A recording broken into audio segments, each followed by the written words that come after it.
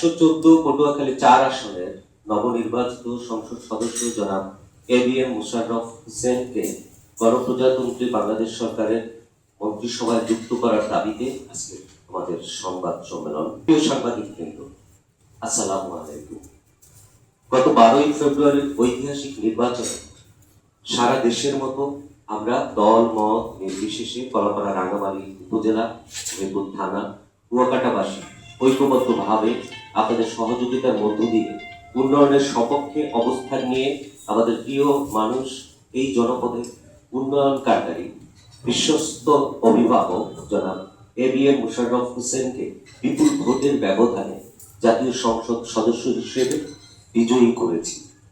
আমাদের অনন্য সম্ভাবনাময় এই এলাকার সমস্যা তুলে ধরে তার সমাধান করা, সম্ভাবনা ও উন্নয়ন কাজে নেতৃত্ব দেওয়ার মতো একজন যোগ্য নেতৃত্ব আমরা বেছে নিয়েছি, যাকে মহান জাতীয় সংসদে আগামী দিনের প্রতিনিধিত্ব করার জন্য আমরা মহান আল্লাহর ইচ্ছায় সফল কাম হয়েছি।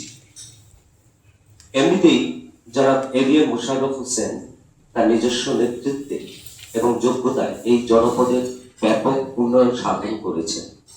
আপনারা নিশ্চয়ই অবগত আছেন, বিগত বিএনপি সরকারের সময় সংসদ সদস্য তিনি ছিলেন। তারপরও এখানকার উল্লেখযোগ্য উন্নয়ন সাধন করেছেন। মানুষ ঐক্যবদ্ধ হয়ে বিপুল ভোট দিয়েছেন তাকে। এই উপকূলের মানুষ বিভিন্নভাবে অবহেলিত। অপার সম্ভাবনার এই জনপদের কাঙ্ক্ষিত জনপ্রতিনিধি এবিএম মোশাররফ হোসেনকে মন্ত্রী পরিষদে নিযুক্ত করতে জোর দাবি আমাদের। প্রিয় দেশপ্রেমিক গণমাধ্যম কর্মী, বরাবরই এই জনপদের উন্নয়ন ও সম্ভাবনার অগ্রভাগে আপনাদের অগ্রণী ভূমিকা ও সহযোগিতা ছিল অপরিসীম।